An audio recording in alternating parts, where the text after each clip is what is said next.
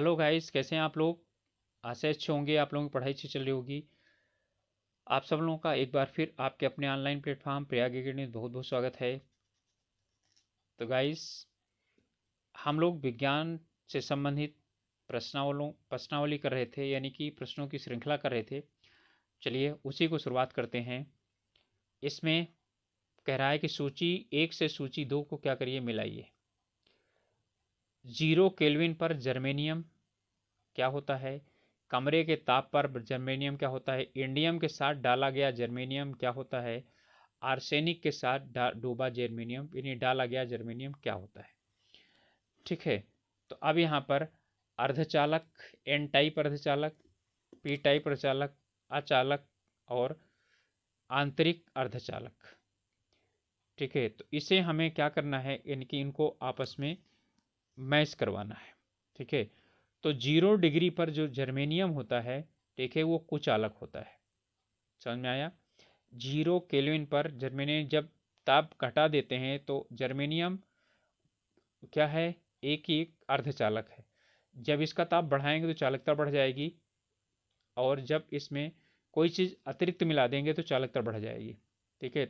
तो ये अचालक है। अगला है कमरे के ताप पर जर्मेनियम क्या है, ये आंतरिक अर्धचालक है। ठीक है। तो हमारा हो जाएगा 4, यानी कि बी पर क्या हो जाएगा, 4 हो जाएगा, आंतरिक अर्धचालक यानी कि अर्धचालक है। इंडियम के साथ डाला गया जर्मेनियम, ठीक है, यानी कि हमारा जो यानी आंसर है वो 3 और 4 मिल गया हमको, पहले में 3 दूसरे में 4। अब इंडियम के साथ जर्मेनियम और आर्सेनिक के साथ जर्मेनियम, तो इन दोनों के साथ मिलाने पर पी टाइप बनेगा एक में, और एक में क्या बनेगा, एन टाइप बनेगा। तो इंडियम के साथ जब जर्मेनियम को मिलाया जाएगा तो पी टाइप बनता है, आर्सेनिक के साथ मिलाया जाता है तो क्या बनता है, हमारा एन टाइप बनता है। ठीक है। तो हमारा उत्तर हो गया 3 4 2 और 1। तो 3 4 2, 3 4 हमारा सिर्फ यहाँ पर है, तो 3 4 2 1 हो जाएगा, उत्तर हो जाएगा सी। अर्धचालकों का तापमान बढ़ाने पर उनकी चालकता बढ़ जाती है, और जब अर्धचालक के साथ जो है कोई, जिसे बोलते हैं डोपिंग कर दी जाती है, कोई पदार्थ मिला दिए जाते हैं, तो उनकी चालकता भी बढ़ जाती है। ठीक है। अर्धचालकों में ऊपर वाला बैंड वैलेंस बैंड होता है। सभी अर्धचालक विद्युत उदासीन होते हैं। ताप बढ़ाने पर अचालकों की प्रतिरोधकता घटती है। बिल्कुल ये क्या है, सही है। इनमें से ग्रुप, ठीक है, 3 और ग्रुप 4 के शुद्ध तत्वों को मिलाने पर अर्धचालकता का प्रतिरोधकता क्या होती है, बढ़ती है। कह रहा है कि ग्रुप 3 और ग्रुप 4 के शुद्ध तत्वों को मिलाने पर अर्धचालकों की प्रतिरोधकता क्या होती है, बढ़ती है। इनमें सही यानी कि है कौन, तो इसमें तीसरा वाला तो आपका क्या हो गया, सही हो गया।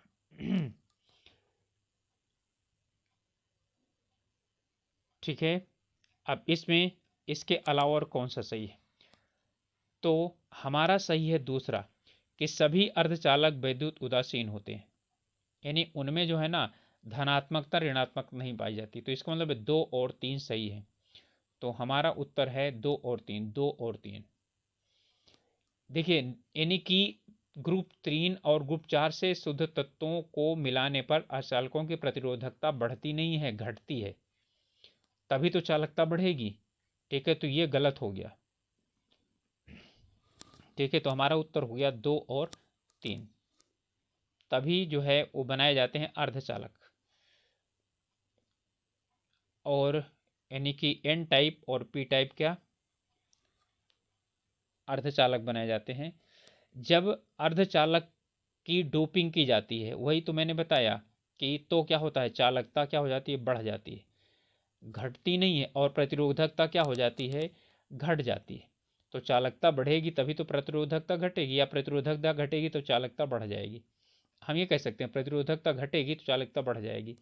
तो हमारा 1 और 4 सही है।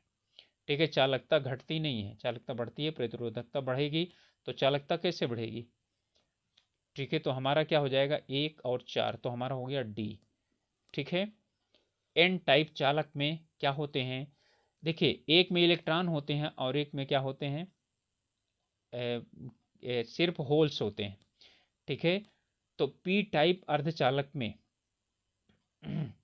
क्या इलेक्ट्रॉन केवल वाहक होते हैं? केवल वाहक होते हैं। छिद्र बहुसंख्यक वाहक तथा इलेक्ट्रॉन बहुत कम वाहक होते हैं। उपरोक्त में से कोई सा भी नहीं। ठीक है, तो इसमें हमारा जो उत्तर होगा, ध्यान दीजिएगा, पी टाइप अर्धचालक में छिद्र बहुसंख्यक वाहक होते हैं, इलेक्ट्रॉन कम संख्या में वाहक होते हैं। एन टाइप में ठीक इसका उल्टा होगा। एन टाइप में इलेक्ट्रॉन बहुसंख्यक होंगे और छिद्र यानी होल्स जो है वो कम संख्या में पाए जाएंगे। जब आर्सेनिक को सिलिकॉन की अशुद्धियों के साथ मिलाया जाता है तो पदार्थ परिणाम देता है। तो पी टाइप बनाएगा, एन टाइप बनाएगा, या एन टाइप का चालक बनाएगा, या उपरोक्त में से कोई नहीं। तो क्या बनाएगा? एन टाइप का अर्धचालक। ठीक है, सिलिकॉन के साथ क्या मिलाया जाता है? आर्सेनिक मिलाया जाता है।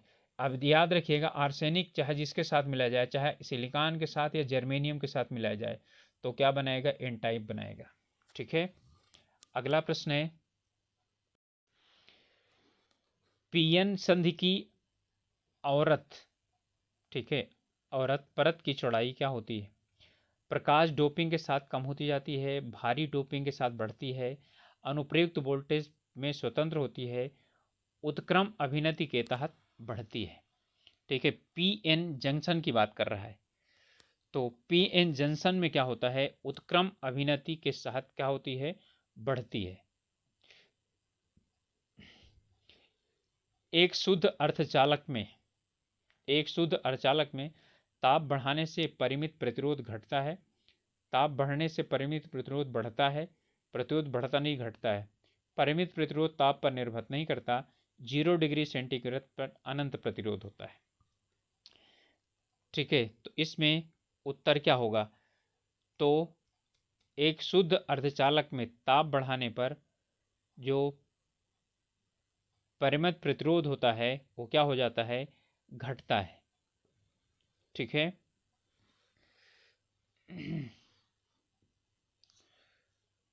अगला प्रश्न है, ठीक है, अभी बार बार बता रहा हूं कि अर्धचालक में क्या होना है?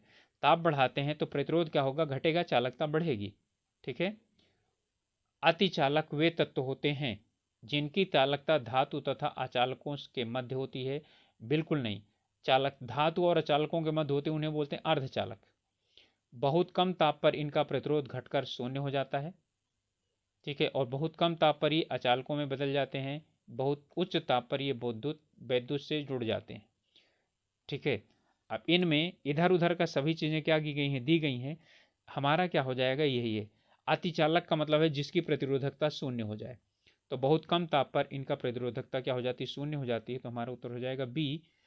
एक लेजर में सभी परमाणु प्रकाश तरंगे निकलती हैं, समान आवृत्ति की, समान आयाम की, समान कला की, या इनमें सभी होता है। ठीक है, तो लेजर में समान आवृत्ति की, समान आयाम की, समान कला की क्या होती हैं? जो तरंगे हैं वो निकलती हैं, यानी उपरोक्त सभी हो गया। अर्धचालक की चालकता ताप बढ़ाने पर बढ़ती है। क्यों होती है? क्योंकि मुक्त धारा वाहकों की संख्या घनत्व बढ़ता है, विश्रांत समय में वृद्धि होती है। वाहकों की संख्या घनत्व तथा विश्रांत समय दोनों बढ़ते हैं, और धारा वाहकों की का संख्या घनत्व बढ़ता है तथा विश्रांत समय घटता है, परंतु विश्रांत समय के प्रभाव का घटना संख्या घनत्व की वृद्धि से बहुत क्या होता है? कम होता है। ठीक है, तो इसमें जो उत्तर होगा हमारा वो डी है कि धारावाहकों की संख्या घनत्व क्या होता है? बढ़ जाता है, विश्रांत समय घट जाता है, परंतु विश्रांत समय के प्रभाव का घटना संख्या घनत्व की वृद्धि के से बहुत क्या होता है? कम होता है। ठीक है, अगला है, पीएन जंक्शन में डायोड द्वारा विपरीत धारा भंग होती है, जिसका कारण क्या है? इसका कारण है अल्पसंख्यक आवेश की अधिकतम गति होती है यदि डोपिंग घनिष्ठता कम है, अल्पसंख्यक आवेश की डोपिंग घनिष्ठता अधिक होती है, अवक्षय क्षेत्र में विद्युत क्षेत्र की अधिकता होना, या इनमें से कोई नहीं। तो इसका हो जाएगा अवक्षय क्षेत्र में विद्युत क्षेत्र की अधिकता का होना। तभी क्या होता है पीएन जंक्शन में डायोड द्वारा विपरीत धारा क्या हो जाती है, भंग हो जाती है, टूट जाती है। एक टेलीविजन आकृति की स्पष्टता के बारे में कहा जाता है क्या, यानी अस्पष्टता क्या है उसमें, शुद्धता, रंग, स्थिरता या ग्राफिक्स। ठीक है, तो उसमें क्या होता है, यानी टेलीविजन की आकृति स्पष्टता का मतलब होता है उसमें स्थिरता होनी चाहिए। ठीक है, तो स्थिरता जो है वो आकृति की स्पष्टता है टेलीविजन में। अगला प्रश्न है,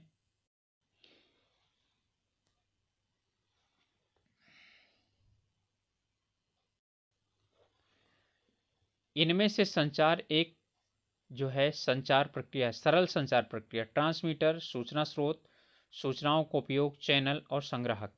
बेसिक सूचना प्रणाली की व्यवस्था के आधार पर सही क्रम चुनिए, यानी कि इनका जो सही क्रम है वो कौन सा होगा। तो इसमें सबसे पहले क्या होना चाहिए, सूचना स्रोत होना चाहिए, उसके बाद उसे ट्रांसमिट किया जाना चाहिए यानी भेजा जाना चाहिए, सूचना स्रोत के द्वारा भेजा जाना चाहिए। फिर सूचनाओं का उपयोग होना चाहिए, सॉरी चैनल होना चाहिए, और फिर क्या है इसमें आएगा संग्राहक होना चाहिए और सूचनाओं का फिर उपयोग किया जाना चाहिए। तो फिर से समझ लीजिए, सूचनाओं का स्रोत, इसके बाद ट्रांसमीटर आएगा, इसके बाद आएगा चैनल, और चैनल के बाद आएगा संग्राहक, सबसे अंत में आएगा सूचनाओं का उपयोग, यानी कि 2, 1, 4, 3 और 5। तो 2, 1, 4, ठीक है, 2 और 1, 4 और 5 और क्या हो गया 3, 3 को मतलब सूचनाओं का उपयोग सबसे अंत में, तो क्या हो गया, ये हमारा उत्तर हो गया। ठीक है, बी।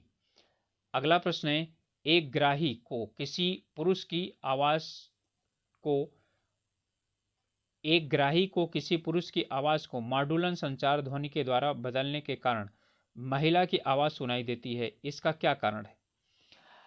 ज़्यादातर उसमें आप लोग देखते हैं कि कोई कुछ ऐप आते हैं तो उसमें क्या किया जाता है, यही युक्ति प्रयोग की जाती है कि पुरुष की आवाज़ महिला की आवाज़ में सुनाई पड़ती है। मॉड्यूलन सूचना का दुर्बल चयन, एम्पलीफायरों की दुर्बल बैंड चौड़ाई, वाहक तरंगों का दुर्बल चयन या प्रसार में ऊर्जा की हानि। ठीक है, इसमें उत्तर कौन सा होगा, प्रसार में ऊर्जा की हानि तो होगी नहीं, वाहक तरंगों का दुर्बल चयन, यानी जो तरंगे हैं वो क्या हो जाएंगी, दुर्बल प्रयोग की जाएंगी, तो भारी आवाज की जगह पतली आवाज सुनाई पड़ेगी। अगला प्रश्न है, निम्नलिखित समूहों में से विषम पद का चयन कीजिए। माइक्रोवेव, और यह है कोएक्सियल, कोएक्सियल क्या होती है, तार होती है, प्रकाशी तंतु और मुड़ा हुआ तार। ठीक है, तो तार, कोएक्सियल और प्रकाशी तंतु ये क्या है, संचार में तार की तरह प्रयोग किए जाते हैं, लेकिन माइक्रोवेव जो है ये क्या है, एक तरंग का प्रकार है। ठीक है, तो ये हो जाएगा हमारा ए, अलग हो जाएगा। अगला क्या कह रहा है, प्रकाशिकी तंतु केबल का उपयोग दूर संचार प्रक्रिया में किया जाता है, यानी कि प्रकाशिकी तंतु ऑप्टिकल फाइबर का प्रयोग किया जाता है दूर, यानी दूर संचार प्रक्रिया में, जिसके कार्य करने का सिद्धांत है आंतरिक परावर्तन। ठीक है, तो प्रकाश का पूर्ण आंतरिक परावर्तन के आधार पर ये कार्य करता है। डायरेक्ट प्रश्न भी पूछता है, तो जो यानी ऑप्टिकल फाइबर सब जगह बिछाई गई हैं रोडों के किनारे, वो इसी पर कार्य करते हैं। संचार उपग्रह का उपयोग करते हैं प्राकृतिक संसाधनों की जानकारी प्राप्त करने के लिए, केवल संचार सिग्नल प्राप्त करने के लिए, संचार उपग्रह की बात हो रही है, केवल संचार सिग्नल प्राप्त करने के लिए या पुनर्निर्देशित संचार सिग्नल प्राप्त करने के लिए। ठीक है, तो संचार उपग्रह का प्रयोग किया जाता है पुनर्निर्देशित संचार सिग्नल प्राप्त करने के लिए। ठीक है, ये है। अगला प्रश्न है, टीवी यानी दूरदर्शन, दूरदर्शन यानी टीवी के ध्वनि संकेत होते हैं आयाम मॉड्यूलित, आवृत्ति मॉड्यूलित, अमॉड्यूलित या वेग मॉड्यूलित। ठीक है, यानी कि ये इसका मॉड्यूलन किस रूप में किया जाता है, तो इसका जो मॉड्यूलन होता है वो आयाम और आवृत्ति दोनों के आधार पर किया जाता है। ए और बी क्या होगा, दोनों सही होगा। प्रचार के मोड के अनुसार रेडियो तरंगें एक स्थान से दूसरे स्थान पर किसके द्वारा भेजी जाती हैं, क्या अंतरिक्ष तरंग द्वारा, आकाश तरंग द्वारा, पृथ्वी तरंग द्वारा या उपरोक्त सभी के द्वारा। तो बिल्कुल ये तीनों माध्यम से भेजी जाती हैं, अंतरिक्ष तरंग द्वारा, आकाश तरंग द्वारा, पृथ्वी तरंग द्वारा। इनमें से विचार कीजिए। कह रहा है भू स्थित उपग्रह लगभग 10,000 किलोमीटर की ऊंचाई पर होता है। संगीत के एफएम प्रसारण की बहुत अच्छी गुणवत्ता होती है क्योंकि ये वातावरण में बड़े पैमाने पर शोर उत्पन्न करते हैं। इनमें से दोनों में से कौन सा सही है? ठीक है, इसमें से क्या है, ये सिर्फ दो सही है। संगीत के एक एफएम प्रसारण की बहुत अच्छी गुणवत्ता होती है क्योंकि ये वातावरण में बड़े पैमाने पर शोर क्या करते हैं, उत्पन्न करते हैं। बड़े पैमाने पर वातावरण में क्या करते हैं, ये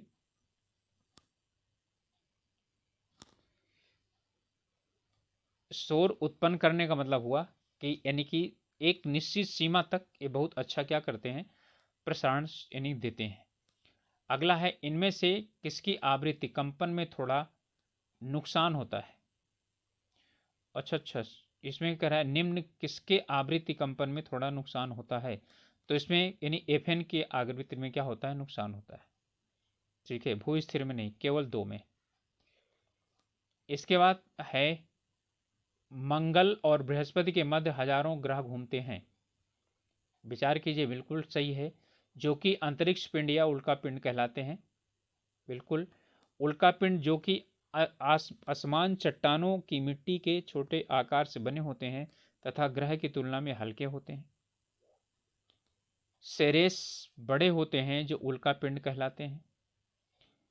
और उल्का पिंड क्षुद्र ग्रह प्रक्रिया के विपरीत कार्य करते हैं। ठीक है, इनमें कौन सा कथन क्या है, सत्य है? ठीक है, तो इनमें जितने भी कथन हैं सभी क्या हैं, सत्य हैं। तो मंगल और बृहस्पति के मध्य क्या होते हैं, हजारों ग्रह घूमते हैं।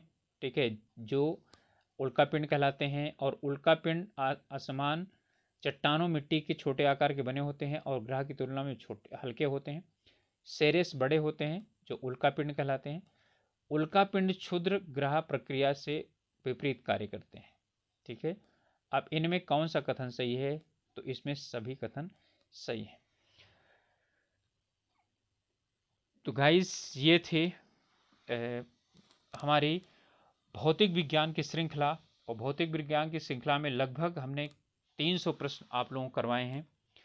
और आप लोग यदि इनको 300 प्रश्न सीधे सीधे करवाए हैं और इनमें से कई साथ में एक्सप्लेनेशन के साथ बना दिया है, तो लगभग 400 प्रश्न के उत्तर आप देने लायक इसमें से हो गए हैं। यदि आप लोगों को इसमें कोई समस्या होती है तो आप एक बार दो बार क्या कर लीजिए, उसे देख लीजिए और फिर उसके बाद आपको अच्छी तरह से समझ में आ जाएगा।